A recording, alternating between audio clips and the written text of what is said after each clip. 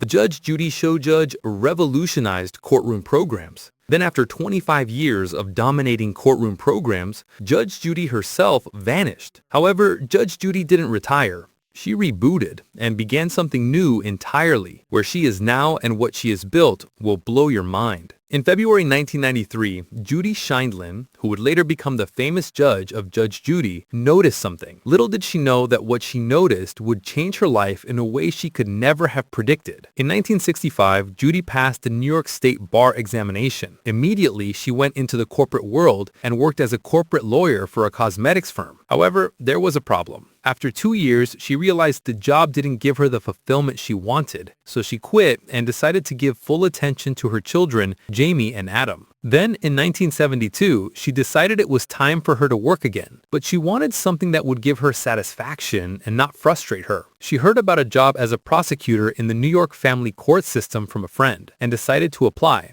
Judy was considered impressive and was hired. Judy soon became a legend, and her tough attitude made New York Mayor Ed Koch to appoint her as a criminal court judge in 1982. By 1986, she got promoted to supervising judge in the family court's Manhattan division. Her brand of justice was described as tough and sometimes harsh, but Judy would always disagree. However, it was that style that made her famous, and that fame made Heidi Getlin tell her husband Josh to write about her. Josh, who worked with the Los Angeles Times, wrote an article on Judy and described her as a woman determined to make the court system work for the common good. That article did Judy a whole lot of good because it helped her gain the attention of Kay Switzer and Sandy Spikerman, who worked for Rebel Entertainment, a talent management agency. They introduced Judy to CBS, and CBS featured her on a segment on CBS's 60 Minutes. The audience loved her on the segment, and Judy instantly became a nationwide sensation. Seeing how popular she had become, Judy decided to cash in on it. So she wrote a book,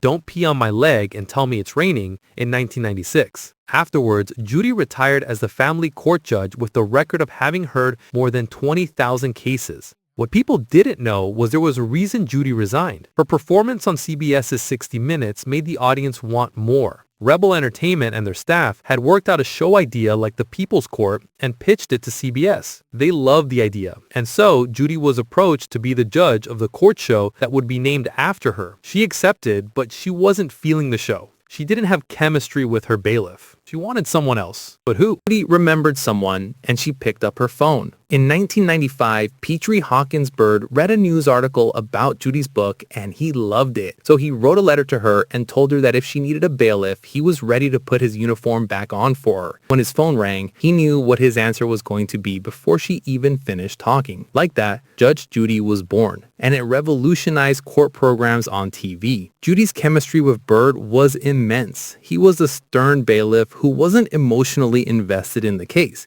He provided order when litigants wanted to become combative and was a steady presence that the audience fell in love with. Fans were always eager to hear him say, "Order, all rise," as each case was about to start. With that kind of chemistry, Judge Judy wasn't just the most popular court show. It was one of the most popular programs ever. It's a shame how things turned out between Bird and Judy, but we'll get to that later. Judge Judy regularly got 9 to 10 million viewers daily. It even beat the ratings of the Oprah Winfrey Show different times too. At some point, the show was the highest rated show in all of daytime television programming. How did it become the most popular show? We will get to that soon. The show's popularity continued to increase, and it got to a point that Americans trusted Judge Judy more than they did all the justices of the United States Supreme Court. However, the audience didn't just see Judy as a regular judge. They saw her as one of the greatest pop culture icons to have ever lived. Shows that wanted to gain audience attention always made reference to Judge Judy. Although, despite this public love the show got, the show still wasn't winning any Daytime Emmy Award. But despite this, Judy herself was winning awards and getting honors from several places. Judy got a star on the Hollywood Walk of Fame in February 2006 and got inducted into Broadcasting and Cable's Hall of Fame in October 2012. The awards kept pouring in, and in April 2013, she won an award from the Vice Presidency of the UCD Law Society. But Judy wasn't satisfied. She wanted her show to win something. She got worried, but had to convince herself that the shows that won the award got canceled or ended. But despite not winning, Judge Judy still pulled a large audience and didn't have an end in sight. However, that same 2013, something big happened. After 15 nominations, Judge Judy finally won its first Emmy, and this opened the floodgates of awards for the show. It won the Emmys again in 2016 and 2017. Judy herself continued to win awards, and in 2014, she won Mary Pickford Award from the Hollywood Chamber Community Foundation at the 2014 Heroes of Hollywood. Although if you ask Judy, her biggest recognition could be the Guinness World Records she won on September 14, 2015, as the longest-serving judge or arbiter in courtroom-themed programming history, and as having the longest-running courtroom show. Apart from the awards she won, Judge Judy was earning a lot from the show. Her earnings were so high that it made headlines. In early 2005, her salary was around $25 million per year. Because of this, her net worth grew to $95 million, and she became the 13th woman on the Forbes list of the 20th richest women in entertainment. Although her wealth wasn't well received by everybody, some people felt it was unfair for her to earn that much, and judges who were handling the day-to-day court processes were earning significantly lower. This wasn't the only criticism Judge Judy got, but more of those to come later. However, not everyone felt this way. While many appreciated her early Judge Judy episodes for fairness and patience, some fans believe Judge Judy wasn't as good a judge as many credit her to be. They have even inquired if she could be disbarred. They accused her of interrupting litigants, prejudging cases, or showing bias against certain demographics. According to these critics, anytime Judy has to deal with people who are struggling on public assistance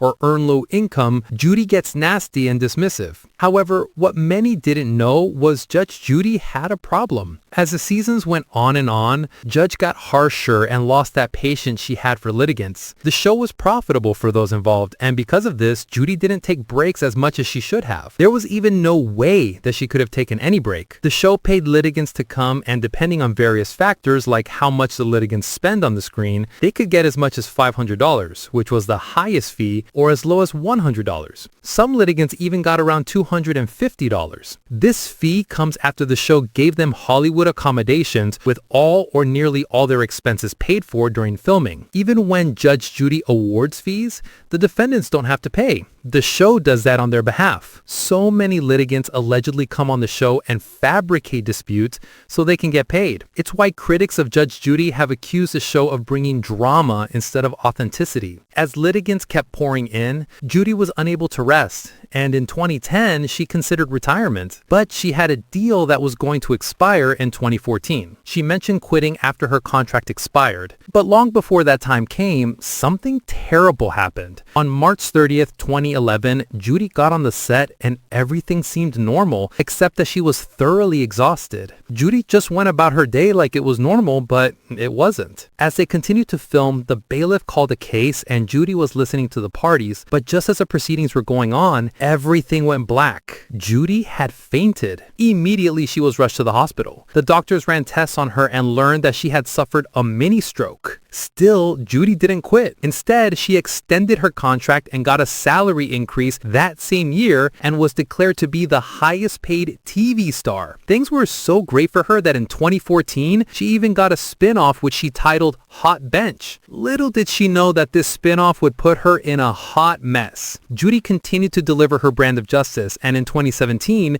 she signed another contract extension till 2021. That contract extension brought her pre-tax earnings to $147 million, and it brought in other problems, which we'll tell you soon. With that salary boost, Judy forgot all about retiring and claimed the only way she was going to retire was when the audience stopped being interested in her show. She still felt energetic and loved her work, but she had an idea. However, she didn't announce it yet and began to work on how to bring her idea to life. While working on that idea, Judy continued to be Judge Judy, and in March 2020, she announced what many fans dreaded to hear. While she was on the Ellen DeGeneres show, she announced that the series would end on its 25th season anniversary. However, her last days on the show didn't have the kind of parting effect she would have wanted. In 2016, Rebel Entertainment Partners Incorporated and its president, Richard Lawrence, filed a multi-million-dollar lawsuit against CBS television distribution. He and his company accused CBS of trying to cheat them of the money they made from the show, especially when it was their former employees, Kay Switzer and Sandy Spikerman, that introduced Judy to CBS. Rebel claimed CBS paying Judy too much money was the reason CBS couldn't afford to pay them. They even claimed the show wasn't as profitable as CBS was trying to make it seem. Judy was caught in this whirlwind of legal proceedings, and the woman who gave other people justice was accused of taking it unfairly from those who helped her. Judy and CBS were accused of not informing Rebel of other spinoffs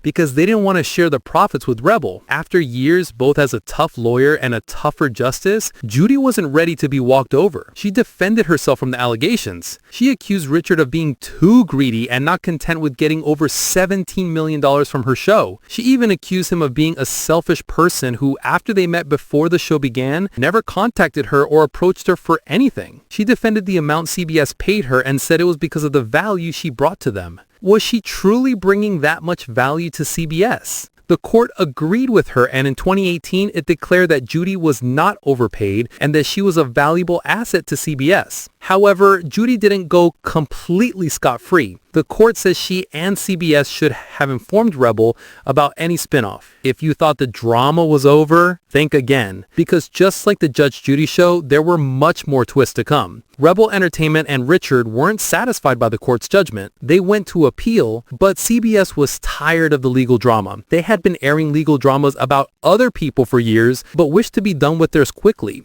So in 2020, they approached Rebel and gave them a deal. Rebel believed they had CBS where they wanted them and pushed for another lawsuit. This time, they joined Judy as a defendant. But she had had enough. She wasn't going to cut any deal with Rebel and also countersued them for $22 million and accused them of unfair business practices. The battle was on, but Judy ran into a situation. The court asked her to also countersue CBS if she wanted to have a case. Judy was at a crossroads. She could either push for the money she wanted or be loyal to CBS. She chose loyalty and lost her case. She didn't care. California Court of Appeal agreed with the lower court that CBS didn't breach any contract with Rebel. The court declared that CBS was paying Rebel the amount agreed in their contract in the way stipulated in the contract. However, it turned out that Judy herself was pushing for an increase in her contract every 3 years. So she wanted more work despite feeling overwhelmed at some point. Now, she could enjoy her victory, but it didn't last. There was another lawsuit she had to battle with, and this time, old friends turned to enemies. Callie Switzer and Sandy Spikerman's trustee Jay Robinson sued Judy, CBS Corporation, CBS Studios, and Big Ticket Television. They claimed that as former employees of Rebel Entertainment were owed royalties for discovering Judy. They said without that discovery and subsequent introduction to CBS, there wouldn't be any Judge Judy. It wouldn't be the first time the two would file matters like this, and Judy wasn't bothered. She described the case as background noise, and it was. The court didn't find any merit in it and threw it out in 2021. Those were not the only lawsuits that Judy was involved in. In March 2013, Patrice Jones, the wife of Randy Douthat, the executive producer of Judge Judy, sued Judy. She accused Judy of buying valuable cutlery and fine china she owned by conspiring with her husband. It was becoming a messy affair, and Judy returned the cutlery to Randy Douthat, who subsequently gave them back to his wife. Judy was still involved in a couple of more lawsuits, and another that stands out is the one in March 2014. So a lawyer named John Heyman used Judge Judy's image in a couple of ads. A producer of the show noticed and immediately contacted the lawyer that using Judy's image wasn't permitted, but the lawyer didn't listen and continued to release more ads. Judy didn't like this, so she sued. She accused Heyman and his law firm of using her image in television ads without her permission and giving the false impression that Judge Judy had personally endorsed Heyman's legal practice. Heyman, however, wasn't backing down. He also countersued and claimed Judy had defamed him and his firm. According to him, local TV stations had asked him to participate in promos to help promote Judge Judy's show, and he simply went along with that. But no one was buying that. And seeing that he was going to lose, Heyman approached Judy for a deal. He donated to her charity, and Judy withdrew the suit. Seems like Heyman forgot how tough Judy could be. It's her toughness that led her to where she is now. After Judge Judy stopped airing, Judy wasn't about to go into retirement. What would she do with all that time? She had grandchildren who were older now, and instead of retiring to spend time with them, she created something with them. Before Judge Judy ended, Judy had a plan. She wanted to create a new courtroom show, a spin-off from Judge Judy that would cross generations and be relatable to the newer generations. She created Judy Justice. To do that, she needed the help of someone younger and decided to work with her granddaughter.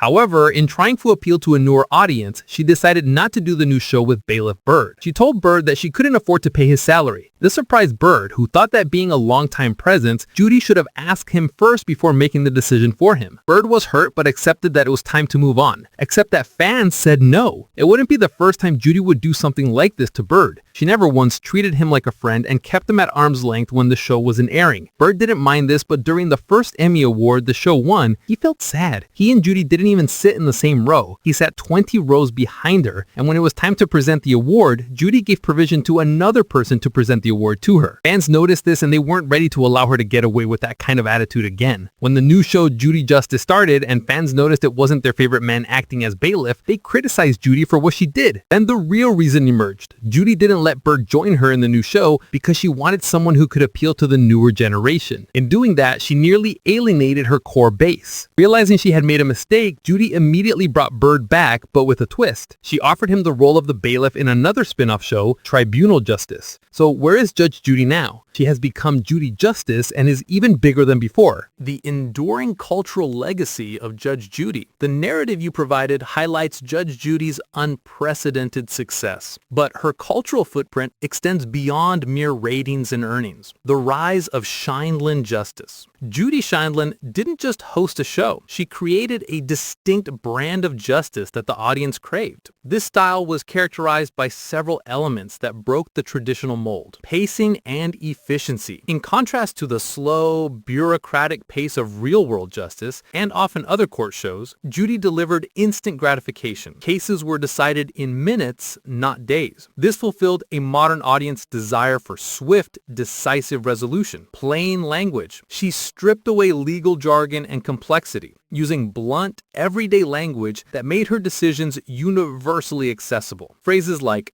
"Don't pee on my leg and tell me it's raining," or "Beauty fades, dumb is forever," became part of the pop cultural lexicon, demonstrating her power as a meme generator before the strategic shift to streaming. Judy Justice. Her decision to end the CBS show and launch Judy Justice on the streaming service Freevee, formerly IMDb TV, in 2021 was a highly strategic move, targeting the next generation. The move from syndicated daytime TV to a streaming platform was a direct recognition that younger audiences consume media differently. Placing the show on a digital platform guaranteed access to the demographics she wanted to appeal to. Reinventing the format, the new show maintained the familiar structure, but introduced younger personnel, like her granddaughter Sarah Rose, and a slightly more modern, less cluttered set, reflecting a subtle refresh while keeping her core appeal intact. The Bailiff Bird controversy as a calculated risk. The initial exclusion of Bailiff Bird, Petrie Hawkins Bird, created significant fan backlash, as noted. While she later rectified this by bringing him into the spin-off Tribunal Justice, the initial move was likely a painful but calculated attempt to force the audience to accept new elements and signal that this was a new era, not simply Judge Judy 2.0. The fan outcry demonstrated how integral the chemistry between the two was, forcing a quick pivot to manage the core fan base's loyalty. Her status today, Judge Judy, Judy Shineland, has completed the ultimate media transformation. She didn't fade away. She evolved from a queen of syndicated daytime television into a streaming titan. Her two current shows, Judy Justice and Tribunal Justice, demonstrate her continued confidence in the core format and her ability to dominate new media spaces, ensuring her enduring legacy for a new decade.